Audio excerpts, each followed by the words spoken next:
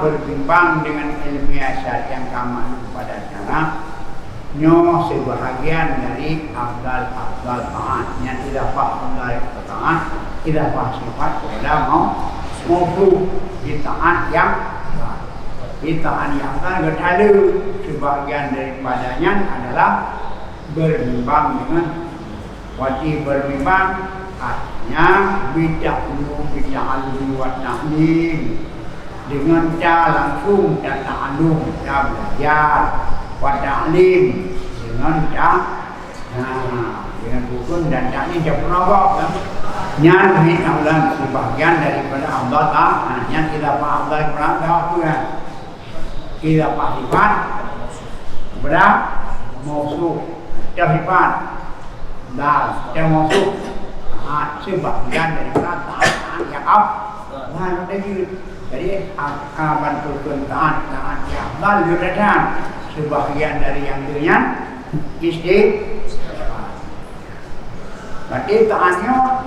nah dua orang buat nah buat afdal bahkan yang ingin menangkan akan akan berkenaan ta'at karena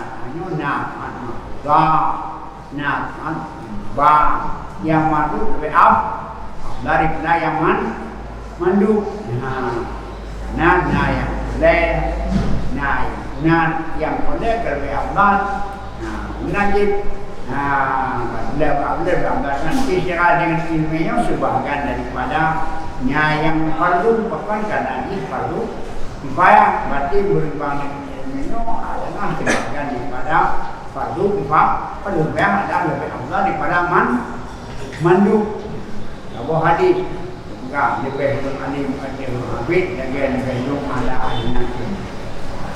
jadi orang yang alim jadi orang alim bentuknya dengan ilmu kan alim ya bantu kena amal atau amrik ingin amal sebagai ilmu roh anak nak biblok yang alim kembali daripada ulama roh ini roh Ya ilahi wa maliki anta ta'lam kaifa hali Ya ilahi wa maliki anta ta'lam kaifa hali